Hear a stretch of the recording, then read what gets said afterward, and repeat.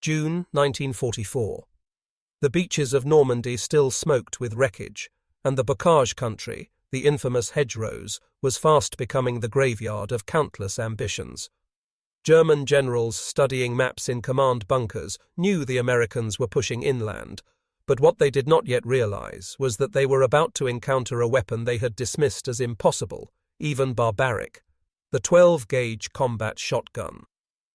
To the German High Command, America was a nation of factories and farms. They expected tanks, trucks, artillery in overwhelming numbers.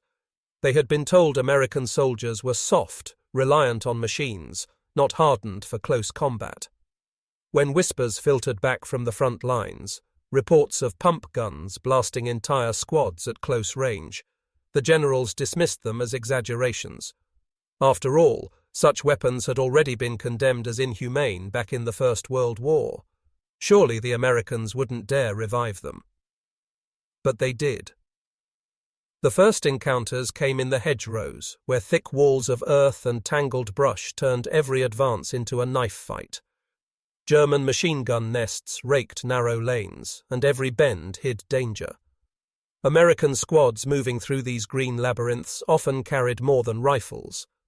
Among them were men with stubby, brutal-looking weapons, Winchester Model 1897 and Model 12 shotguns, some with heat shields and bayonets fixed like spears. To the farmers' sons who carried them, they were familiar tools. To German soldiers on the receiving end, they were nightmares made flesh. Accounts from the bocage tell of sudden explosions of fire at ranges so close the muzzle flash burned the leaves. A single blast would drop multiple men, pellets tearing through cloth and flesh with devastating effect. Unlike rifles, which barked and snapped, the shotguns thundered like cannons at arm's length. Survivors described the impact as a ham, ya to the chest. Entire squads froze at the sound, their nerves cracking. When prisoners were taken and interrogated, German officers sneered at first. They claimed the Americans were desperate, using hunting guns unfit for civilized war. But then came the after-action reports, filtered back to division headquarters. They spoke of patrols wiped out in seconds, of ambushes in barns and alleyways where shotgun fire left walls painted with destruction. The generals could no longer dismiss it. One officer near Saint-Lô wrote bitterly, "It is not war, it is butchery. These pump guns fire as quickly as machine pistols, yet with the power to fell any man instantly at short distance." German generals had reason to be horrified. They remembered 1918, when the US Army first deployed shotguns in the trenches of France. Then, too, Germany had protested, declaring them illegal under the laws of war. The Americans had ignored the outrage. Now, a generation later, the trench broom had returned, and it was sweeping through Normandy. For the nurses and staff tending the wounded in German field hospitals, the signs were unmistakable. Men arrived with wounds unlike rifle shots, broad patterns of torn flesh, pellets lodged in arms and torsos. Doctors shook their heads, muttering about barbarity. Orders went up the chain. Generals demanded clarification. Were the Americans truly fielding shotguns again? Reports confirmed it. By July, captured weapons began to arrive at command posts, laid out on tables before grim-faced generals. They hefted the short, brutal guns, pumped the forearms, examined the heat shields. Some whispered, verboten, they should not be allowed. Others said nothing at all, their silence more damning than words. Meanwhile, in the hedgerows, the effect was psychological as much as physical. German soldiers feared the sound of the pump action, the metallic chack-chack echoing through the green tunnels. Some claimed they could hear it even when it wasn't there, a ghostly prelude to slaughter. By August, as the breakout from Normandy accelerated, the generals knew this was no rumor. The Americans had brought back their trench brooms, and they were using them without hesitation. What shocked them most was not just the killing power, but the casualness with which US troops carried them, as if this weapon, condemned once as inhumane, was merely another tool in their arsenal. In German war councils, the question turned bitter. If the Reich had declared these weapons illegal decades earlier, why did the Americans not care? Why did they wield them so boldly? The answer would come soon, not in theories, but in the hands of captured generals themselves. Men who, once taken prisoner, would see these shotguns up close and realize that what they feared was real. For now, though, on the fields and in the hedgerows of Normandy, their soldiers learned the truth the hard way. The 12-gauge shotgun was back, and it carried with it the echo of trench warfare reborn.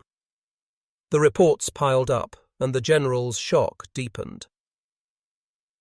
By the autumn of 1944, the tide of war had turned irreversibly. The German army was retreating across France, its divisions shattered, its generals forced to abandon cities they had once sworn to defend to the last. As American forces captured town after town, prisoners' streets, were made into makeshift cages, enlisted men by the hundreds, officers by the dozens, and now, increasingly, generals who had commanded entire corps only weeks earlier. When these senior officers were marched into custody, they expected humiliation. They anticipated harsh interrogations, cold treatment, and perhaps disdain. What they did not expect was to be confronted with the weapons their reports had warned them about, the short, brutal 12-gauge combat shotguns carried so casually by the very soldiers who guarded them. General Hans von Sprewitz, taken prisoner near Aachen, recalled the first time he saw one up close. A young American MP leaned against a jeep, the stubby shotgun slung casually over his shoulder. The weapon looked primitive compared to the polished Mausers and Lugers the Wehrmacht had prided itself on. Yet Sprewitz knew the reports.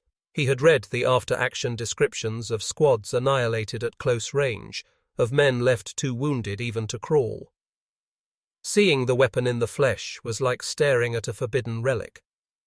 It was as if I were looking at a club from the Middle Ages, he later wrote, yet in the hands of modern soldiers who used it with ruthless efficiency. Other generals shared his astonishment. At interrogation centers, captured American shotguns were sometimes displayed on racks alongside Garand rifles, BARs, and Thompsons. German officers, still stiff-backed in captivity, eyed the weapons with thinly disguised horror. Some muttered angrily in German, verboten, unzivilisiert, Barbarei. Their outrage was not new.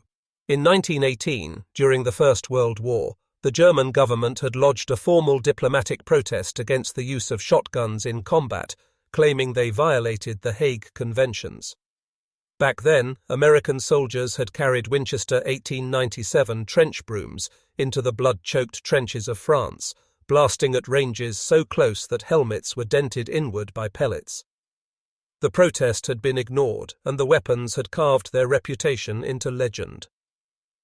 Now, in 1944-45, history had repeated itself. The generals recognized it immediately. At one interrogation session, when shown a confiscated Model 12 with its bayonet lug and heat shield, a captured German colonel sneered bitterly, "This is not a weapon for civilized war, this is a butcher's tool." The American officer conducting the session leaned forward and replied calmly, "Colonel, war is not civilized, and you Germans taught us that at every turn." The irony was impossible to miss. Germany had fielded flamethrowers, V-weapons, and mass bombardments of civilian targets. Yet they still insisted that the shotgun was beyond the pale. For the Americans, the protests rang hollow. To the generals now in captivity, it was salt in the wound. They had trained their men to expect orderly battle, rifles, machine guns, artillery, all within the parameters of what they imagined was honorable combat. Instead, their men had faced farmers' sons carrying weapons that reminded them of hunting trips in Iowa or Louisiana.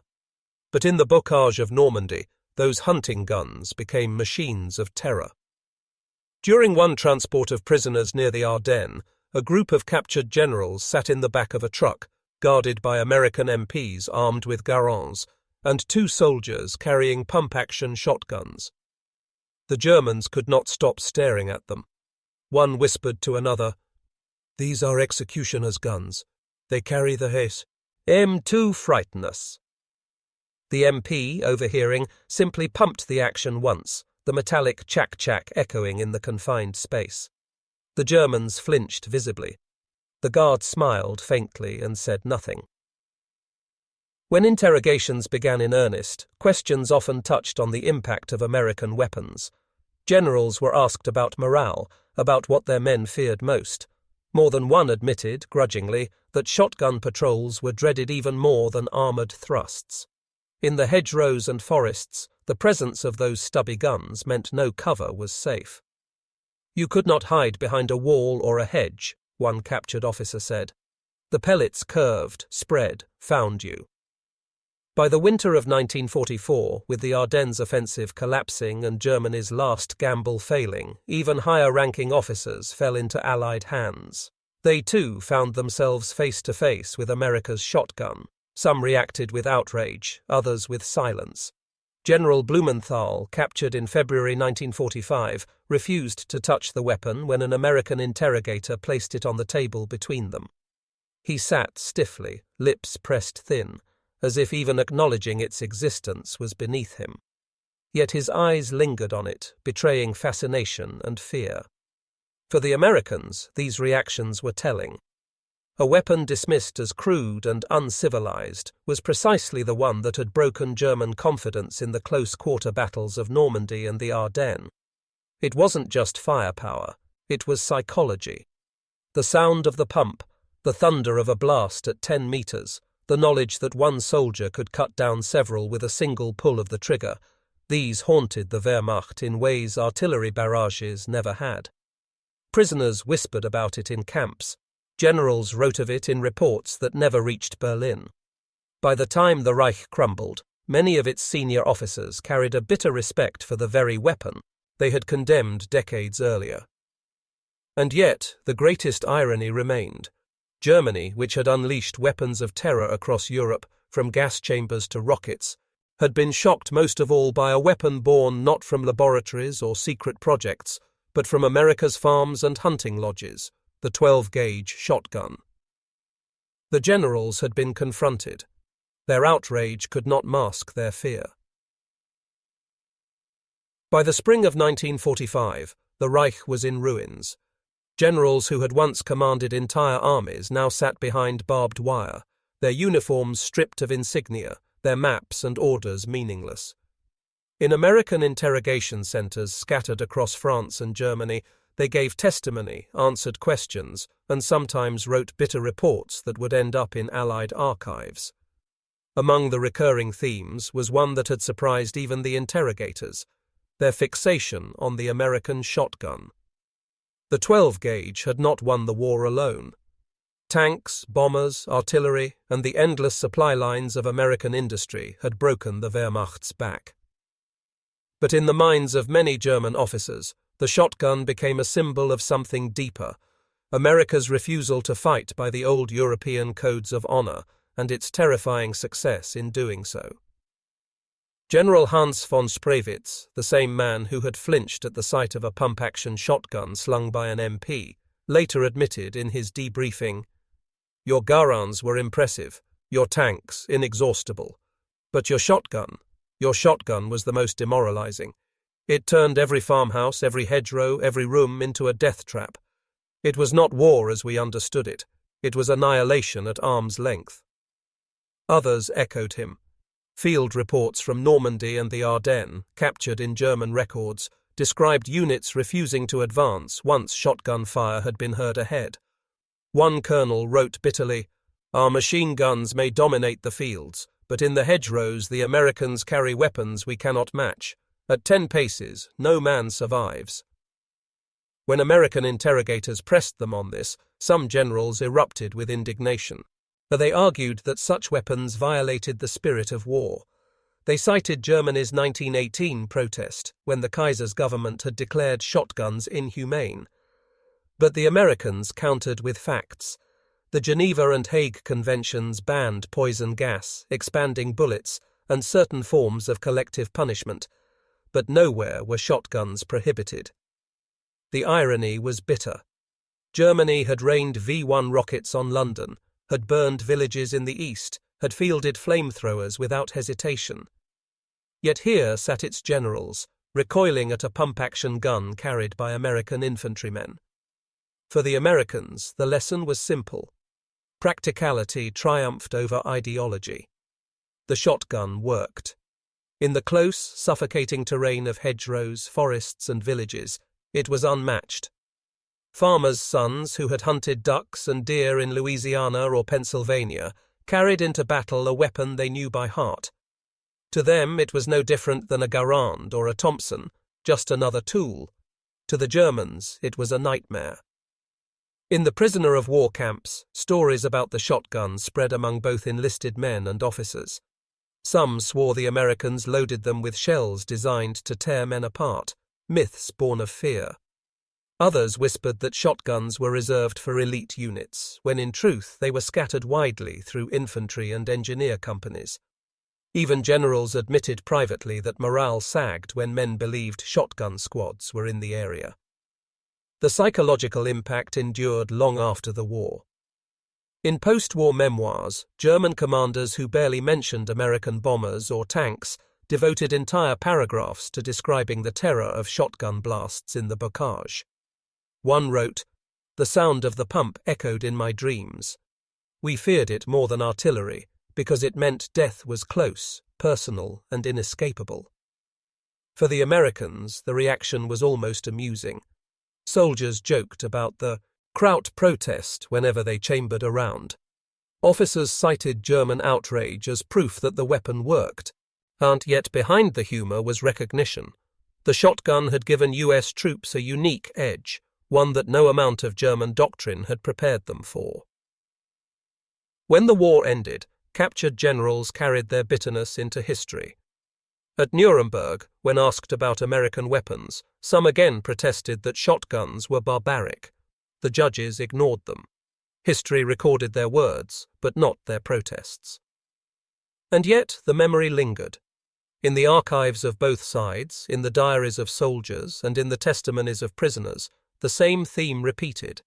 Germany had been shocked not just by America's industry, but by its willingness to use unconventional tools to win. The shotgun became a symbol of that willingness. Short, brutal, efficient. It represented the collapse of the old order, where generals clung to codes of honor even as they unleashed horrors far greater than buckshot. In the decades that followed, veterans on both sides spoke of it with the same tone: fear, respect, inevitability. American veterans remembered clearing farmhouses in Normandy, the thunder of a 12-gauge blast saving their lives. German veterans remembered the sound of the pump echoing through hedgerows, the sudden silence after a squad was cut down. Captured generals, stripped of power and dignity, had been forced to acknowledge it. The Americans had shocked them not only with numbers and machines, but with a weapon they had dismissed as primitive. And in that shock was a lesson. The war would not be fought on Germany's terms. When asked years later what they feared most, some German officers did not name bombers or tanks. They answered simply, "The shotgun. Always the shotgun."